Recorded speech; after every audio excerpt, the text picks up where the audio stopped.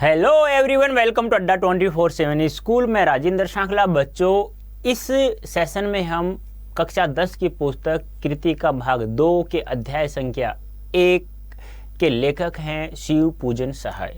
और शिव पूजन सहाय जी ने देहाती दुनिया से माता का आंचल एक उपन्यास दिया गया है। हमारी पाठ्य पुस्तक में कहा जाता है ना कि माता का अंचल है, जिस उनकी माता के अंचल में जैसे ही कोई व्यक्ति अपना सर रख करके लेटता है तो वह अपने सभी दुखों को भूल जाता है, और ये बात सत्य है 100%। उसी प्रकार इसमें बताया गया है कि जो भोलानाथ है, लेखक है, वह अपने पिता से प्रेम करता है। केवल माँ का संबंध दूध पीने तक का ही बताया गया, लेकिन जब वो चूहे के बिल में पानी डालते हैं सभी दोस्त, तो चूहे की जगह सांप निकल आता है।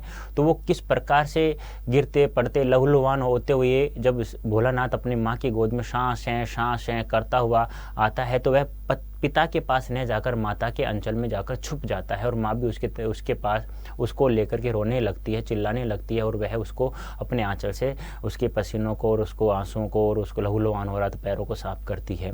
तो इस प्रकार से उन्होंने लेखक ने हमें बताने की कोशिश की है किस प्रकार से मेरा बचपन बीता है।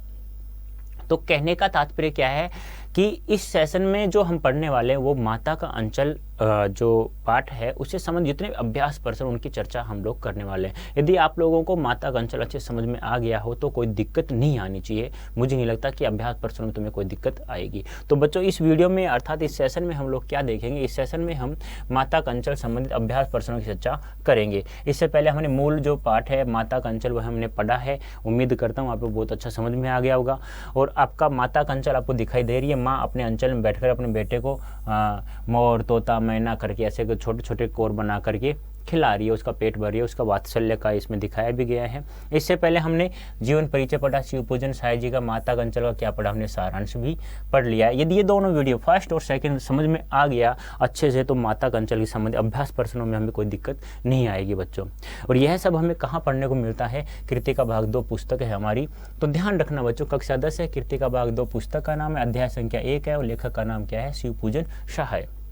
तो बच्चों, आप लोगों से पूछ लिया जाए माता का अंचल किसने लिखा, तो ध्यान रखना शिव पूजन सहाय जी ने लिखा, शिव पूजन सहाय जी ने। और अब हम इस सेशन में देखने वाले क्या हैं, अभ्यास प्रश्न किससे संबंधित, माता का अंचल से संबंधित पाठ जितने भी अभ्यास प्रश्न उन सब के बारे में हम पढ़ने वाले हैं। तो बच्चों ध्यान से समझना, क्योंकि माता का अंचल मैंने बहुत अच्छे एक एक शब्द को मैंने पढ़ाया था, एक एक शब्द का अर्थ भी मैंने बताया था।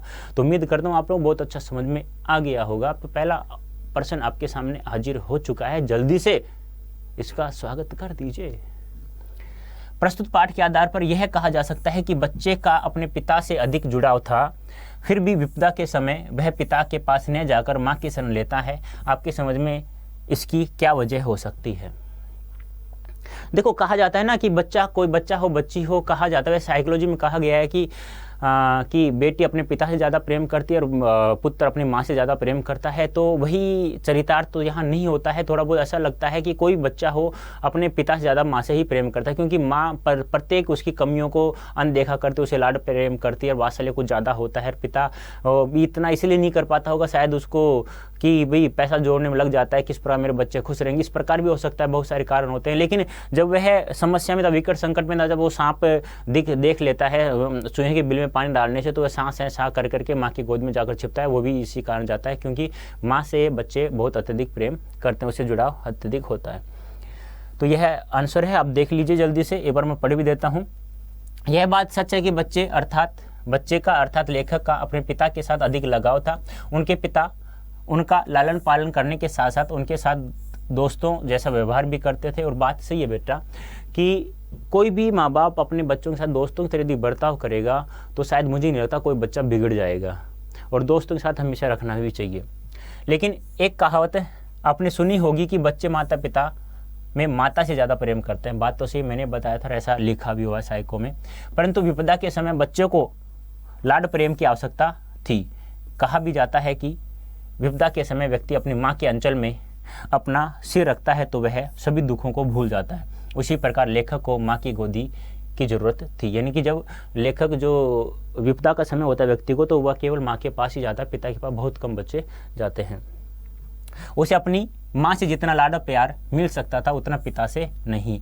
माँ का लाड प्यार बच्चों के घाव को भरने वाले मरहम का कार्य करता है। यही कारण है कि संकट के समय बच्चे को माँ याद आती है, पिता की नहीं। इसलिए लेखक माँ की गोद में शरण लेता है। कहने ये बात सत्य है बच्चों, ये बात बिल्कुल राइट है, 100% सत्य है कि संकट के समय माँ ही ज़्यादा याद आती है। पिता बुखार हो जाता, बोलते हैं ना, अब गांव में कहते हैं ना, ए मेरी माँ, ऐसे कहते हैं ना गांव में। तुम भी कहते हो मॉम डैड, जो भी बोलते हो, मम्मा यहाँ दुख हो रहा है, मम्मी यहाँ दर्द हो रहा है, तो पिता से बहुत कम बोलते हो क्योंकि आप लोग डरते भी हैं कुछ। तो इस प्रकार से सेकंड पर्सन है, आपके विचार से भोलानाथ अपने साथियों को देखकर सिसकना क्यों भूल जाता है? वो इसलिए भूल जाता है कि बच्चा है ना अपने उम्र के बच्चों के साथ ही खेलता है, तो उन खेल को उन बच्चों को देखते हुए वह सब रोना सिसकना इसलिए भूल जाता है कि वह उनके साथ अपनी रुचि से खेलता है, बड़ों के साथ इतनी रुचि से नहीं खेलता है। यह स्वाभाविक है कि बच्चे अपनी उम्र के बच्चों के साथ खेलने में रुचि लेते हैं और साथ ही उनके साथ खेलना अच्छा भी लगता है। वे अपनी उम्र के दोस्तों के साथ जिस रुचि से खेलते हैं वैसी रुचि बड़ों के साथ खेलने में नहीं होती। बात तो सही है, बच्चे अपने उम्र के बच्चों के साथ खेलते तो ही खुश रह पाते हैं, बड़ों के साथ इतनी रुचि नहीं दिखाते वो। दूसरा कारण मनोवैज्ञानिक भी है। बच्चों को अपने दोस्तों के बीच सिसकने में हीनता का अनुभव भी होता है।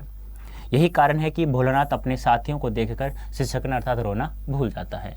बात तो सही है कि वो कहते हैं ना कि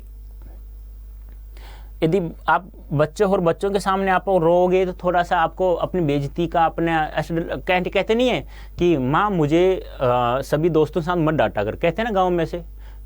तो वही बात यह है, खुद की लज्जा महसूस होती है जब टीचर किसी बच्चे को पूरी क्लास सामने डांट देता है, तो वह बहुत ही अंदर घुटता भी है। और ऐसा करना भी नहीं चाहिए टीचर नालायक को, ऐसा बिल्कुल नहीं करना चाहिए कि बच्चों को मतलब प्रेम से अपने पास बुलाकर फिर समझाना चाहिए। जब भी समय मिले तब समझाए उसे, जरूरी नहीं उसी समय समझाए। यानी कुछ गलती भी कर दिए तो कुछ समय बाद उसे अलग से बुलाकर समझाए तो बच्चा बिल्कुल समझ सकता है। और क्लास के सामने तब जब तुम उसे डांटोगे ना तो वह ज़्यादा बिगड़ेगा, और ऐसा आप लोग नहीं करना है बच्चों। आप लोगों को तो भोलानाथ और उसके साथियों के खेल और खेलने की सामग्री, आपके खेल और खेलने की सामग्री किस प्रकार भिन्न है? आपको सीधी सी बात बताया, आज वर्तमान खेल कौन से? साइकिलिंग हो गया, क्रिकेट हो गया, वॉलीबॉल हो गया, टेनिस हो गया, बैडमिंटन हो गया, है और भी बहुत सारे हैं, टेबल टेनिस हो गया।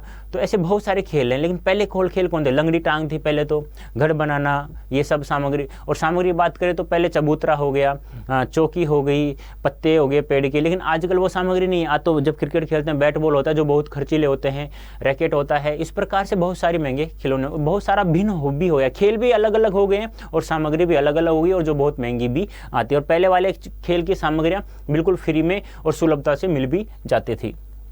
देख लीजिए आंसर। भोलानाथ और उसके साथी अपने खेल के लिए घर के बाहर बना चबूतरा, घर का आंगन, गांव की गलियां आदि को अपने खेल का आधार बनाते थे, और साथ ही नहाने की चौकी, मिट्टी के बर्तन, पत्थर, पेड़ों के पत्ते आदि वस्तुओं को अपने खेलों के साधन बनाते हैं। देख लो, मैंने बताया वही है। परंतु आज हमारे खेल का सामान इन सब वस्तुओं से बिल्कुल ही अलग है। तो खेल भी अलग हैं, सामान वस्तुओं से बिल्कुल अलग है, तो खेल भी तो अलग हैं, क्योंकि हमारे खेल बैडमिंटन, क्रिकेट, साइकिलिंग तथा अलग अलग तरह के वीडियो गेम्स, कंप्यूटर गेम्स आदि हैं, जो लेखक और उनके साथियों से खेल की तुलना में बहुत ही अलग हैं। इन सभी खेलों की सामग्री बहुत ही महंगी होती है। भोलानाथ और उनके साथियों खेलों की सामग्री बिना मूल्य की होती है, और साथ ही ये सभी चीज़ें सुलभता से मिल जाती हैं। यानी कि जो आज की जो सामग्री है वो सुलभता से नहीं मिलती है, बहुत महंगी खर्चीले होते हैं। किसी के माता पिता यदि गरीब है तो वो सामान उनको दिला भी नहीं पाते हैं।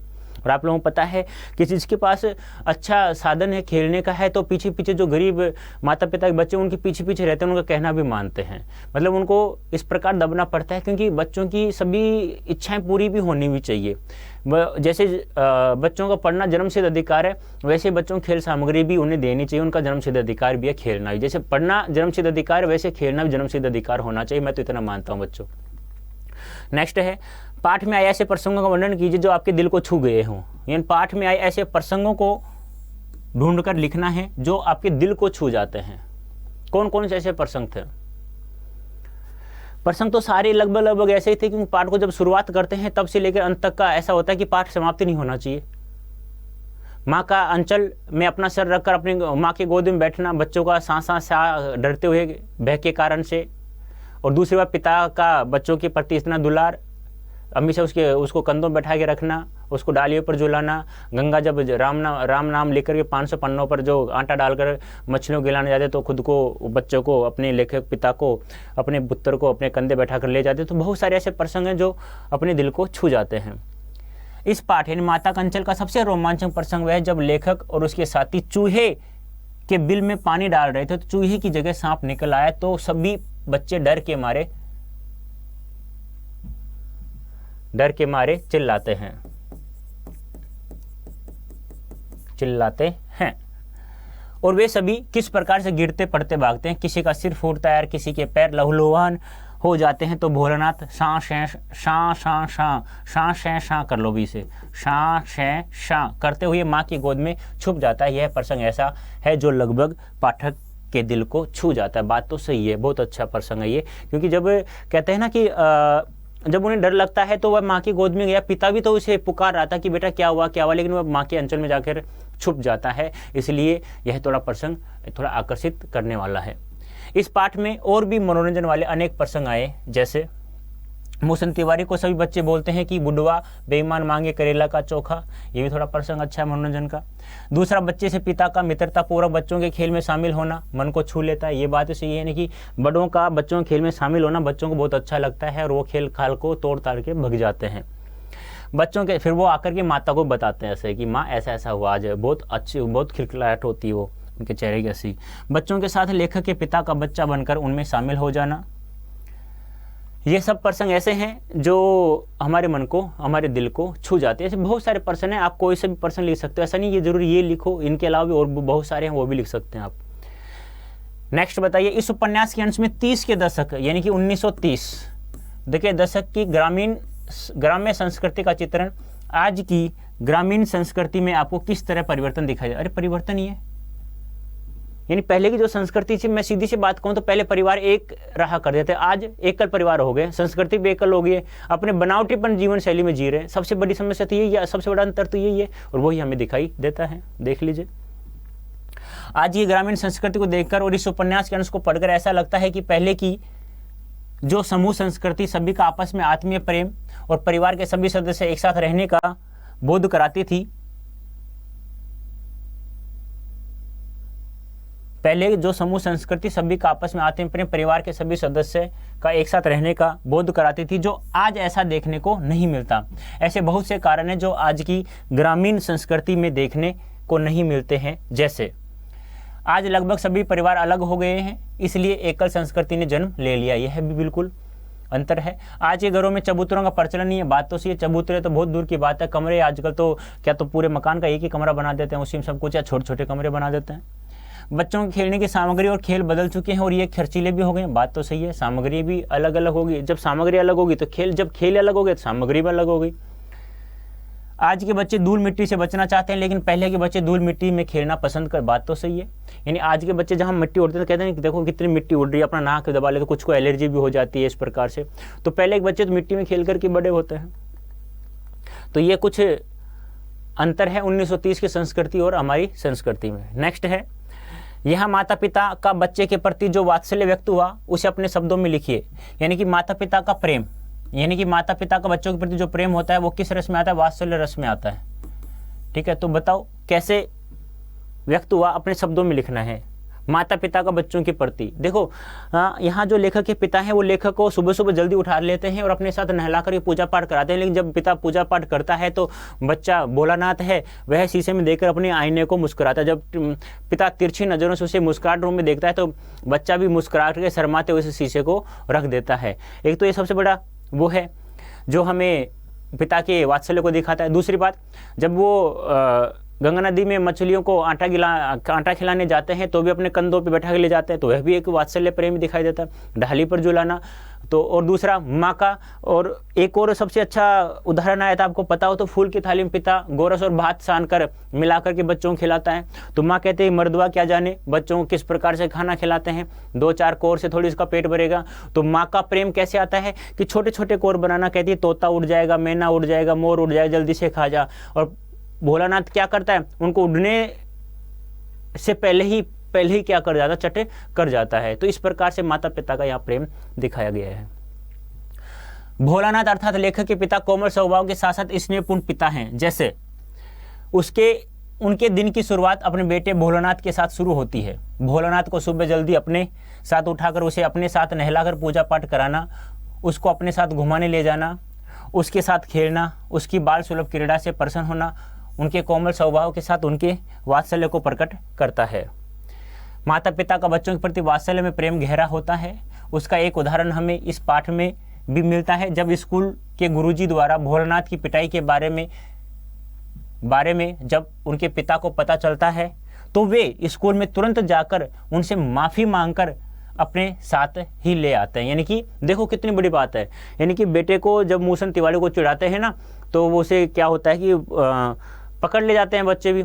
तो जब वो पकड़ा जाता है तो जब गुरुजी उसकी पिटाई करता है, तो जब उनके पिता को पता चलता है, भोलानाथ के पिता को, तो भोलानाथ के पिता जाकर के गुरुजी से माफ़ी मांग करके फिर बच्चे को अपने साथ ले आता है। तभी तो बताया गया है कि जब वो आता है तो सख्त आता है, वैसे चुप होने वाले नहीं है बच्चे। जब रोना लोग लग जाते हैं तो धीरे धीरे ठुनक ठुनक कर रोते हैं। तो जैसे ही वो आते हैं तो अपने साथियों को देख करके वह सगना क्या हो जाता है, भूल जाता है और उनके साथ खेलने लग जाता है। यही तो होती है बाल सुलभ क्रीड़ाएं। वे फूल की थाली में गोरस और भात सान कर खिलाना, यहाँ भोलानाथ के लिए उनके असीम प्रेम और सजगता का प्रमाण भी मिलता है। यानी कि उन्हें फूल की थाली में गोरस और भात मिला करके खिलाता है पिता अपने बच्चे को। इस प्रकार भोलानाथ की माता भी वात्सल्य और ममताओं से भरपूर माता है। यानी कि ये तो पिता के गुण हो गए, वात्सल्य से परिपूर्ण, और अब माता के गुण देख लीजिए। जैसे भोलानाथ को भोजन कराने के लिए उनका भिन्न भिन्न तरह से समांग रचकर खाना खिलाना, जैसे तोता, मैना, कबूतर, हंस, मोर आदि बनावटी नाम से कोर खिलाना एक स्नेही माता की ओर संकेत करता। बात तो सही है।